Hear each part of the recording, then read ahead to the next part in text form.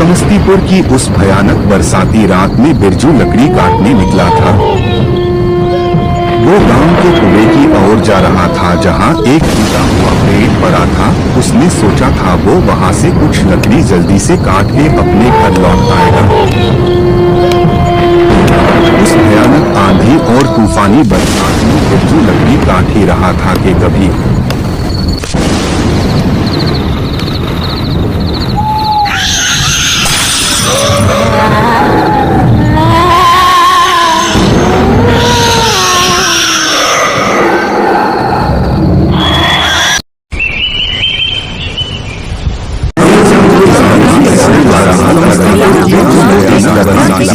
बिरजू लकड़ी काटने मुखिया जी सब लोग आ गए। देखो भाइयों, बिरजू की मृत्यु कोई हादसा नहीं था, वो जाग चुकी है। पता नहीं अब गांव का क्या होगा। अघोरी विश्वानंद जी महाराज तो अब इस दुनिया में नहीं रहे। अब हम गांव वालों की मदद कौन करेगा? सबको संभल कर रहना होगा। रात होने के बाद कोई भी अपने घर से बाहर नहीं निकले। मुखिया जी, ऐसे कब तक चलेगा? इस समस्या का कोई समाधान ढूंढना पड़ेगा। अघोरी विश्वानंद जी का कोई शिष्य तो होगा ना, हमें उसे ढूंढना पड़ेगा, तभी इस मुसीबत से छुटकारा मिलेगा। हाँ, मैंने सुना है कि जंगल के उस पार भयानक पहाड़ियों में विश्वानंद जी के 3 शिष्य साधनाएं करते हैं।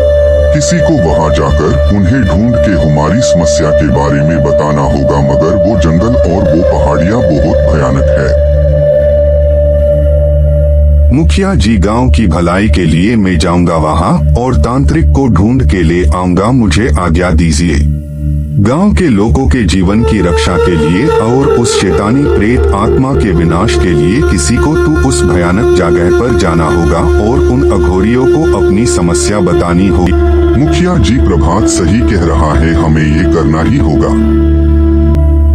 ठीक है प्रभात, मगर सोच लेना वो जगह बहुत भयानक है, वहाँ कुछ भी हो सकता है। अब हम सबकी उम्मीद सिर्फ तुम पर है प्रभात, तुम जल्दी से निकलो। उसी दिन प्रभात का घर।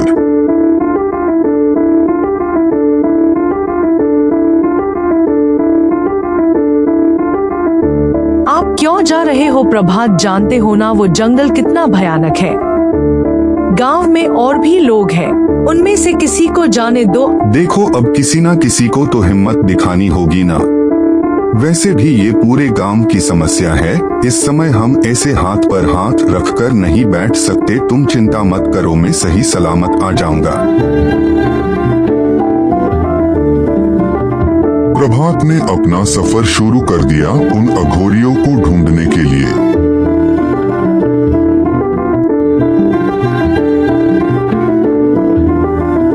धीरे धीरे गांव पीछे छूटता गया।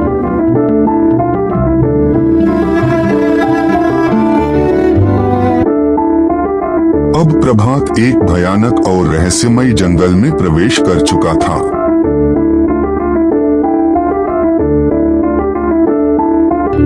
उस रात प्रभात ने जंगल में अपने घर से लाया खाना खाया और सोचने लगा कि उसकी तलाश कब खत्म होगी। खाना खाने के बाद प्रभात पैदल ही आसपास की पहाड़ियों का मुआयना करने लगा। तभी प्रभात एक झील के किनारे पहुंचा। उसने देखा वहां एक सुंदर लड़की बैठी हुई थी।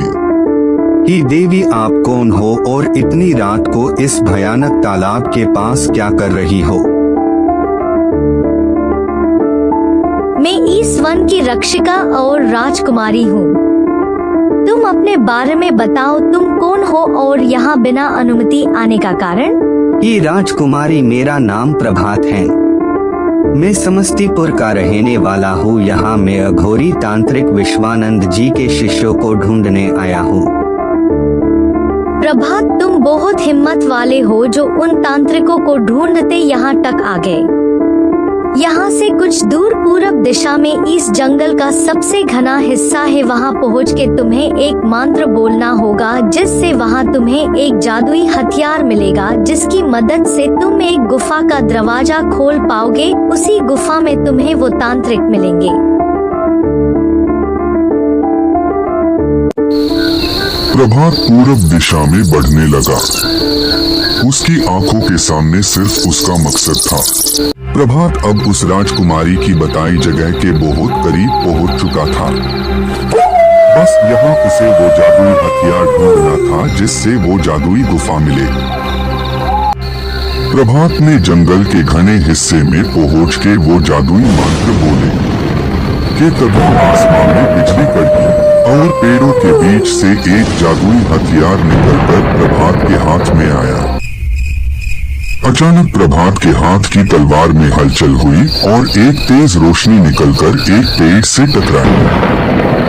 तभी पेड़ में एक दरवाजा खुला। प्रभात डरते हुए उसके अंदर चला गया।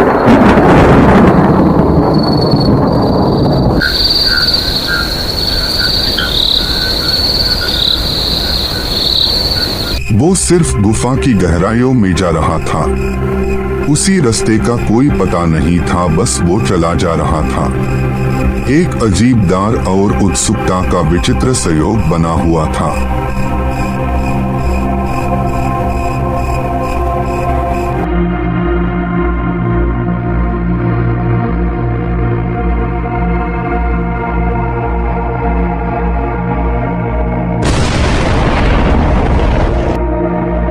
रुको यात्री, तुम कौन हो और यहाँ आने का कारण?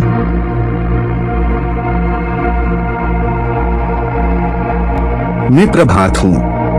मैं अघोरी तांत्रिक विश्वानंद जी के शिष्यों को ढूंढने आया हूँ। वो तांत्रिक इसी गुफा में है, मगर आगे जाने के लिए तुम्हें मेरे 2 सवालों के सही जवाब देने होंगे। अगर तुम सही जवाब दे पाए तो तुम आगे जा सकते हो, और अगर सही जवाब ना दे पाए तो तुम भी इस गुफा का भोजन बन जाओगे। सोच समझकर फैसला करो। ठीक है, मैं आपके प्रश्नों के उत्तर देने के लिए तैयार हूँ। ठीक है, अब तुम्हें अपने प्राणों से मोह नहीं है, तुम्हें क्या कर सकता हूँ। लो सुनो पहला सवाल। मैं हमेशा आगे बढ़ता रहता हूँ, कभी पीछे नहीं जाता। मैं दिखता नहीं, मुझे रोका जा सकता नहीं। बताओ यात्री मैं कौन हूँ? इसका जवाब है समय। तुम्हारा जवाब सही है यात्री, मगर खुश मत होना। ये गुफा भूखी है और दूसरा सवाल बाकी है। तो लो दूसरा सवाल। मैं जन्म लेते ही बूढ़ा हो जाता हूँ। हर पल दूसरों के जीवन में उजियाला देते देते एक दिन स्वयं अंधकार में विलीन हो जाता हूँ। बता यात्री मैं कौन हूँ? इसका उत्तर है मोमबत्ती। तुमने दोनों जवाब सही दिए यात्री। तुम्हारी बुद्धि की ज्वाला तुम्हें अंधकार के पार ले जाएगी। आगे बढ़ो यात्री, मगर याद रखना डर हमेशा तुम्हारी सांसों से भी तेज भगेगा।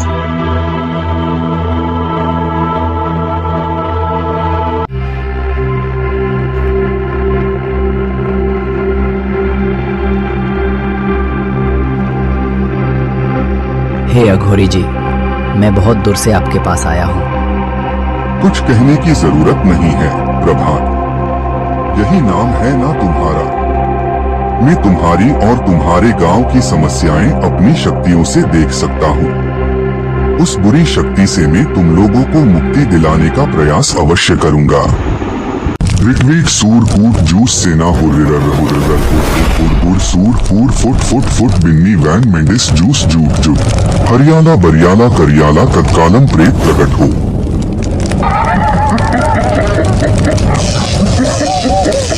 दोनों तांत्रिक मुझे बुलाने का कारण? ये हरियाला समस्तीपुर में जो साया है वो कौन है और वो क्या चाहता है? उससे इन गांव वालों की रक्षा कैसे करे और वो कहां से आया है? वो कोई साधारण साया नहीं है,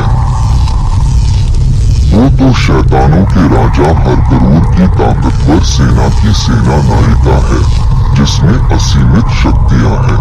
शैतानों के राजा हरगरूर की सेना की कुछ टुकड़ियां हमेशा उस सेना नायिका के साथ रहती है। चलो तुम्हारे गांव चलते हैं और इस कार्य में मेरे अघोरी साथी भी हमारी मदद करेंगे। चलो देखते हैं उस शैतान की सेना नायिका में कितनी शक्ति है। इस तलवार को यही छोड़ दो, इन शैतानों से लड़ने में ये कोई मदद नहीं करेगी।